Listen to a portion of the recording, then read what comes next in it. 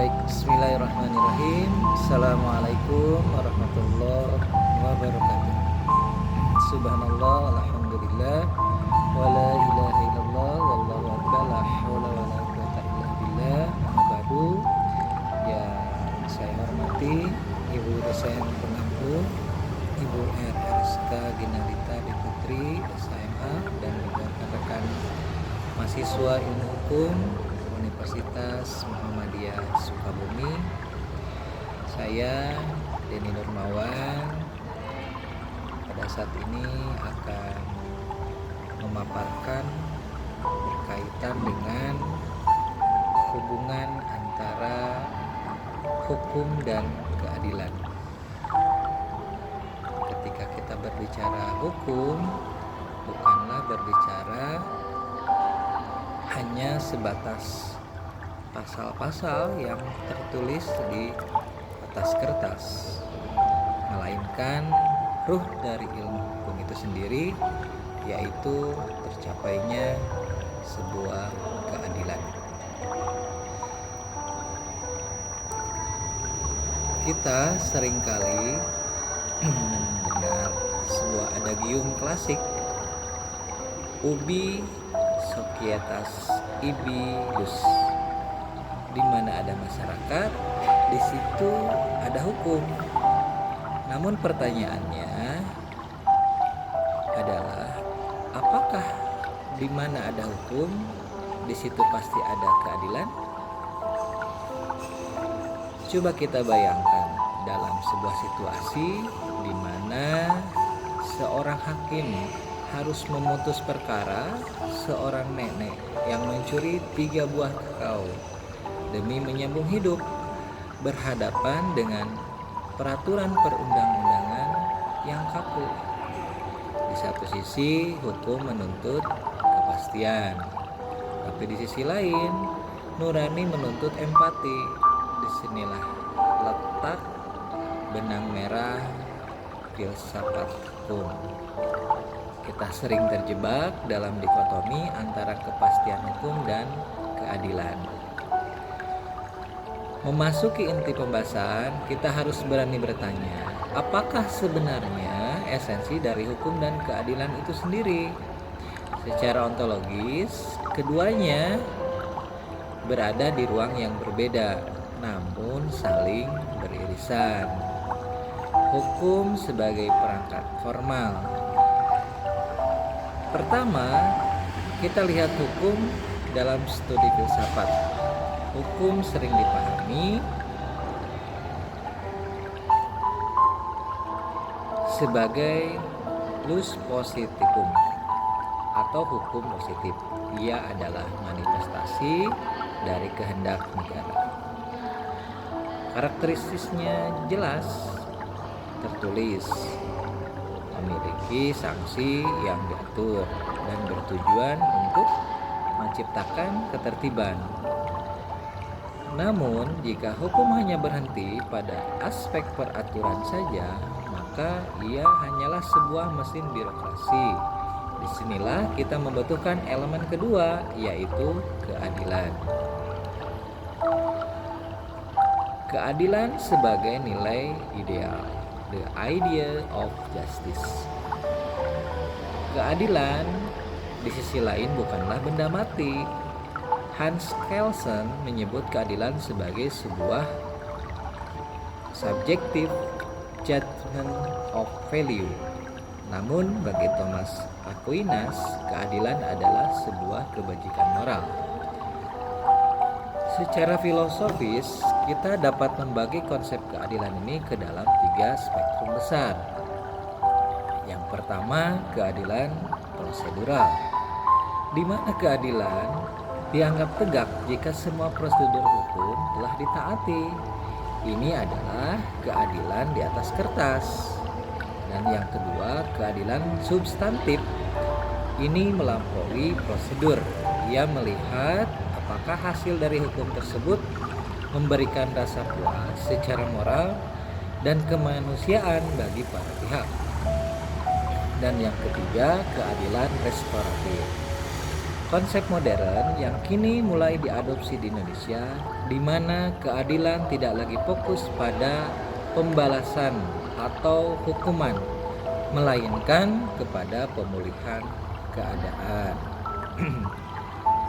Selanjutnya, hubungan dialektis, kepastian versus keadilan. Rekan-rekan sekalian, disinilah letak ketegangan dalam filsafat hukum. Hukum seringkali menuntut kepastian atau legal certainty. Bayangkan jika hukum berubah-ubah setiap hari demi mengejar keadilan subjektif, maka masyarakat akan kacau. Namun, jika hukum terlalu kaku demi kepastian, ia bisa menjadi senjata yang melukai kemanusiaan.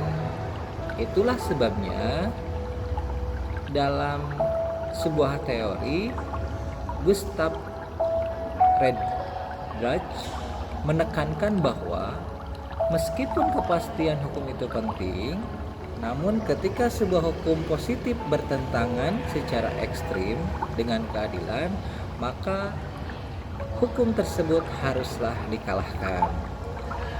Ia menyebutnya sebagai Radbruch Formula. Jadi, konsep dasar yang harus kita pegang adalah hukum adalah wadahnya atau alatnya atau sarananya, dan keadilan adalah isi dan tujuannya.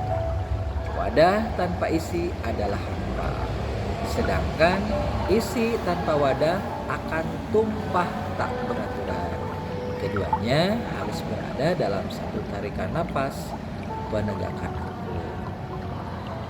Ibarat rel adalah hukum yang memberi jalur pasti dan aman, tapi tujuannya adalah stasiun bernama keadilan.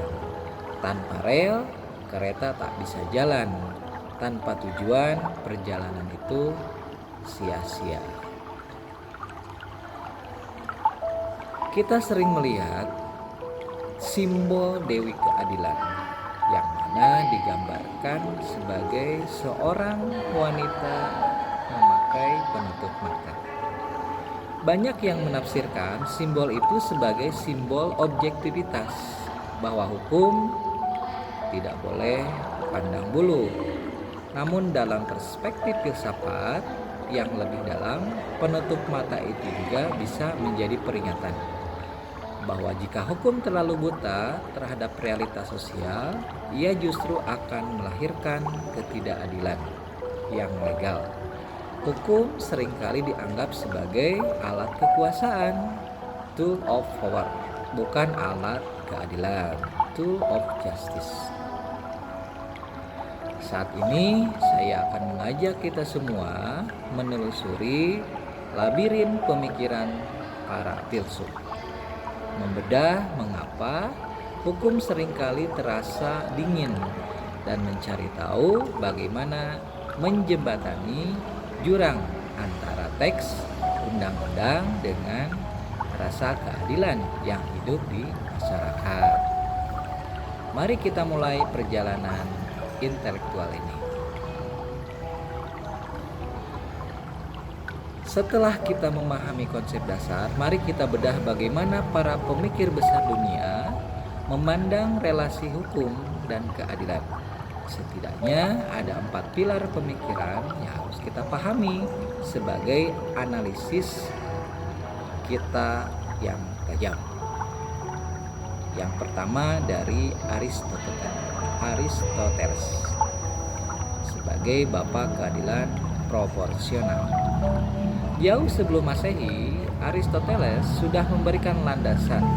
Beliau membedakan keadilan menjadi 2. Yang pertama, keadilan distributif. Ini bukan soal sama rata, tapi soal proporsionalitas. Siapa yang berkontribusi lebih besar berhak mendapatkan lebih besar. Dalam hukum, ini berkaitan dengan distribusi hak dan kewajiban oleh negara kepada warganya. Yang kedua, keadilan Komutatif ini adalah keadilan tanpa memandang status. Jika A merugikan B, maka A harus mengganti sebesar kerugian tersebut. Ini adalah dasar dari hukum privat dan pidana kita hari ini. Kemudian selanjutnya pemikiran Thomas Aquinas, yang mana beliau punya prinsip keadilan adalah kebajikan ilahi. Di abad pertengahan, Thomas Aquinas mengaitkan keadilan dengan moralitas agama melalui hukum alam atau lex naturalis. Bagi Aquinas, hukum manusia yang bertentangan dengan hukum alam atau akal budi bukanlah hukum yang sah. Keadilan adalah kehendak tetap untuk memberikan kepada setiap orang apa yang menjadi haknya. Kemudian selanjutnya pemikiran Hans Kelsen yang sering kita kenal dengan teori hukum murni. Namun di abad ke-20, Hans Kelsen memberikan tamparan bagi pemikiran romantis tentang keadilan. Ia berargumen bahwa hukum harus dibersihkan dari anasir-anasir non-hukum seperti moral, politik, sosiologi. Bagi Kelsen, keadilan adalah konsep yang tidak bisa didefinisikan secara ilmiah. Sebagai sarjana hukum, tugas kita bukan mencari keadilan yang abstrak, melainkan menegakkan hukum yang berlaku secara sah sesuai hierarki norma. Selanjutnya, pemikiran John Rawls, keadilan sebagai fairness, sebagai penyeimbang. Kita harus melihat John Rawls. Ia menawarkan teori The Veil of Ignorance atau selubung ketidaktahuan. Rawls mengajak kita membayangkan, jika kita tidak tahu kita akan lahir sebagai siapa, apakah sebagai orang kaya, miskin, pejabat, atau buruh, hukum seperti apa yang kita buat? Pastinya hukum yang paling adil bagi mereka yang paling tidak beruntung. Inilah yang ia sebut sebagai justice as fairness. Melihat perspektif para tokoh ini, kita belajar bahwa keadilan bukanlah satu wajah. Ia adalah perdebatan panjang antara logika, proporsionalitas, moralitas, dan rasa empati. Sebagai mahasiswa hukum, kita ditantang untuk bisa menyeimbangkan berbagai pemikiran itu. Setelah kita berkeliling di dunia ide para filsuf, mari kita mendarat di bumi kenyataan. Di tanah air kita, tanah air Indonesia, kita sering mendengar keluhan bahwa hukum tajam ke bawah, namun tumpul ke atas. Mengapa fenomena ini sering berulang? Sebagai salah satu analisis kasus, keadilan versus kepastian, mari kita ambil contoh klasik dalam diskursus hukum kita. Misalnya, kasus pencurian kecil karena keterpaksaan ekonomi. Secara hukum positif, sebagaimana yang disampaikan oleh teori Hans Kelsen, perbuatan tersebut delik pidana. Hakim yang menganut positivisme murni mungkin akan berkata, tugas saya hanya menerapkan undang-undang, bukan mengadili kemiskinan. Namun jika kita menggunakan kacamata Gustav Friedrich, disinilah terjadi benturan. Kepastian hukum terpenuhi dengan menghukum si pencuri. Namun, apakah keadilan dan kemanfaatannya tercapai?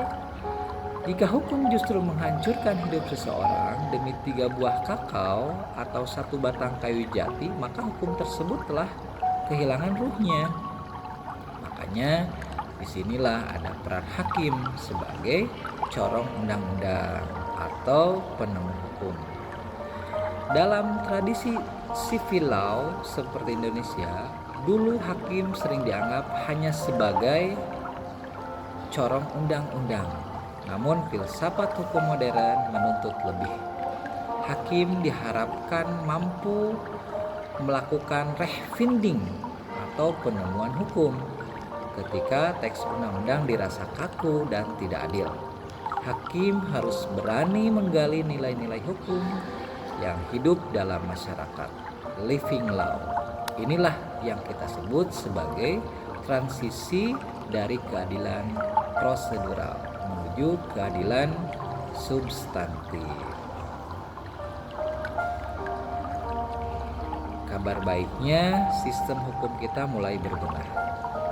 Munculnya konsep keadilan restoratif atau restoratif justice di lembaga kepolisian dan kejaksaan menunjukkan bahwa filsafat hukum kita sedang bergeser ke arah yang lebih baik.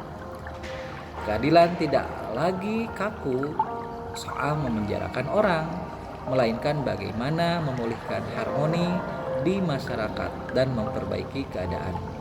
Jadi, realita hari ini menunjukkan bahwa tantangan terbesar penegak hukum kita bukanlah kurangnya aturan, melainkan kurangnya keberanian untuk melihat manusia di balik setiap berkas perkara. Rekan-rekan mahasiswa dan ibu dosen yang saya hormati, setelah menempuh perjalanan 15 menit ini, baik menelusuri labirin pemikiran dari Aristoteles hingga John Rawls, kita sampai pada satu kesimpulan. Hukum tanpa keadilan adalah tumbuh tanpa jiwa, sedangkan keadilan tanpa hukum adalah cita-cita yang tak memiliki kaki untuk berpijak. Sebagai calon sarjana hukum, tugas kita bukan sekedar menghafal pasal, tapi memahami mengapa pasal itu ada. Jangan biarkan diri kita menjadi tukang hukum yang hanya menjalankan mesin birokrasi. Namun jadilah insan hukum yang memiliki keberanian moral untuk menegakkan kebenaran. Ingatlah pesan dari Profesor Dr. Sacipto Raharjo bahwa hukum adalah untuk manusia, bukan manusia untuk hukum. Ketika hukum tidak lagi membahagiakan manusia, maka ada yang salah dengan cara kita berhukum. Demikian presentasi video saya. Mudah-mudahan bermanfaat. Kurang lebihnya mohon maaf. Terima kasih atas perhatiannya. Billahi fisabilil haq, fastabiqul khairat. Wassalamualaikum warahmatullahi wabarakatuh.